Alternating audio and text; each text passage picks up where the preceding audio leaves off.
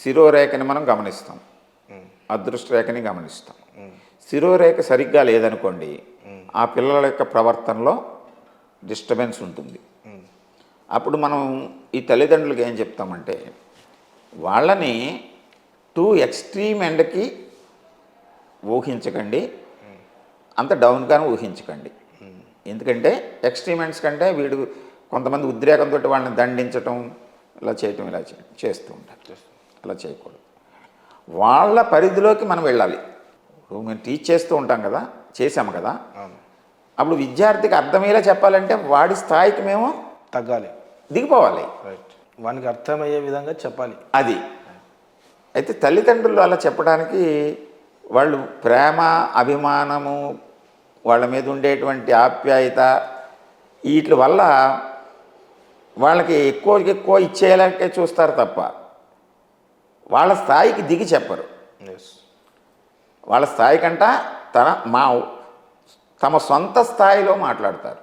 Okay sir. దానివల్ల ఏమవుతుందంటే వాళ్ళు ఇంకా వాళ్ళ మీద ప్రేమతోటి, మమకారంతో వాళ్ళు వ్యసనాలకు లోనవుతున్నారనుకోండి, ఫోన్లే పాపం అడుగుతున్నాడు కదా అని చెప్పేసి ఇంకా ఇచ్చేస్తారు. ఫర్ ఎగ్జాంపుల్ బండి కావాలని అడిగింటాడు, ఎంబడి బండి కొనిచ్చేయడం.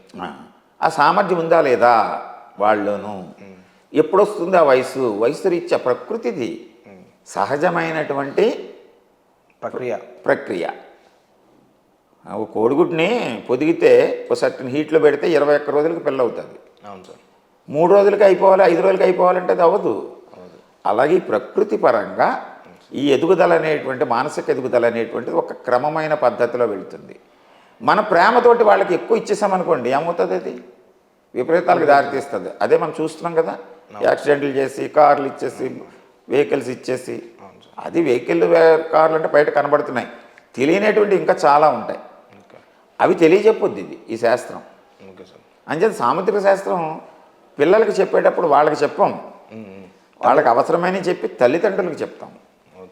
తల్లిదండ్రులు ఈ జాగ్రత్తలు తీసుకోండి, మీరు తీసుకుని వాడిని సరైన మార్గంలో పెట్టుకోండి అని చెప్తాం. ఏదైనా ఎగ్జాంపుల్ ఉందా సార్ మీరు చేసిన దానిలో? ఉన్నాయి, నా దగ్గర చాలా ఎగ్జాంపుల్స్ ఉన్నాయి. అయితే వ్యక్తుల పేర్లు చెప్పకూడదు. మీడియా పరంగా ఎవరు దేశంలో అత్యున్నత స్థాయిలో ఉన్నటువంటి వాళ్ళ ఎగ్జాంపుల్స్ ఉన్నాయి నా దగ్గర. అవునా సార్?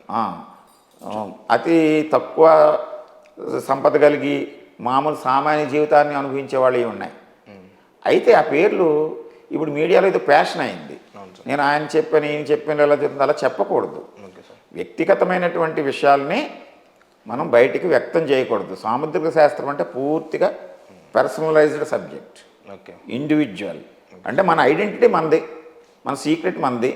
మీ సెల్ ఫోన్ ఇంకొకళ్ళైనా వాడతారంటే ఒప్పుకుంటారా మీరు? ఒప్పుకోం సార్, ఒప్పుకోం. చిన్న మనకు ఉంటుంది. మరి చిన్న ఇన్స్ట్రుమెంటే మీరు వాడేదా ఇంకొకళ్ళు ఒప్పుకోనప్పుడు మీ జీవితాన్ని ఇలా పబ్లిక్లో చెప్తానే ఎలా ఒప్పుకుంటారు? చెప్పకూడదు, ధర్మం కాదు అది. సరే సార్, సాముద్రికము, స్వయం ఉపాధి, వృత్తి, వ్యాపారం, దీనికి ఎలా లింకప్ ఉంటుంది సార్? ఇది చాలా ముఖ్యమైన ప్రశ్న మీరు. ఎందుకంటే మనం ఇప్పుడు వృత్తులు, వ్యాపారాలు, ఉద్యోగాలు, మన ఆలోచన, ఆచరణ, సంపద, ఇవన్నిటి ప్రస్తుత కాలంలో ప్రతి వాళ్ళు కూడా హైక్ చేసుకుని ఎక్కువ కావాలనేటువంటి ధోరణిలో ఉన్నాము. అంటే సాముద్రిక శాస్త్రంలో శిరోరేఖ యొక్క పొటెన్సీని బట్టి, అదృష్ట రేఖ యొక్క పొటెన్సీని బట్టి, గ్రహస్థానాల యొక్క స్థితిని బట్టి ఏ వృత్తి వ్యాపారాలైతే వాళ్ళు చక్కగా చేయగలుగుతారు, ఏ ఉద్యోగంలో అయితే వాళ్ళు ఉన్నత స్థితికి ఎదుగుతారు అనేటువంటి మన సూచన ఖచ్చితంగా చేయవచ్చు. కొంతమంది నా దగ్గరికి వచ్చినటువంటి వాళ్ళు, నేను ప్రభుత్వ ఉద్యోగం వస్తుందా, లేకపోతే నేను సాఫ్ట్వేర్లోకి వెళ్ళగలనా, విదేశాలకు వెళ్ళగలనా, ఇలాగ అడుగుతూ ఉంటారు. వాళ్ళ యొక్క శిరోరేఖ, అదృష్ట రేఖల్ని, గ్రహస్థానాల్ని పరిశీలించి మీకు ఈ సామర్థ్యం ఉన్నా ప్రస్తుత సమయంలో మీరు ఈ వృత్తి వ్యాపారాల్లోకి ప్రవేశిస్తే మీరు అభివృద్ధి చెందుతారని చెప్పినటువంటి సందర్భాల్లో వాళ్ళు అభిప్రాయాలు మార్చుకుని వాళ్ళు ఆ వృత్తుల్లోకి, ఆ వ్యాపారాల్లోకి ఎంటర్ అయిన వాళ్ళు ఉన్నారు. అలాగే కొంతమంది రాజకీయ రంగం ప్రవేశం చేస్తాం మేము ఈ పదవులకు వెళ్తామని అడిగిన వాళ్ళు ఉంటారు. అవును సార్. ఆ వాళ్ళని యొక్క రవిరేఖ రవిస్థానము అదృష్టరేఖను పరిశీలించి యోగ్యత ఉంటే యోగ్యత ఉంది వెళ్ళండి అని చెప్తారు. లేకపోతే వద్దని చెప్తాం. కొంతమంది సినిమా రంగంలోకి వెళదామని వస్తారు.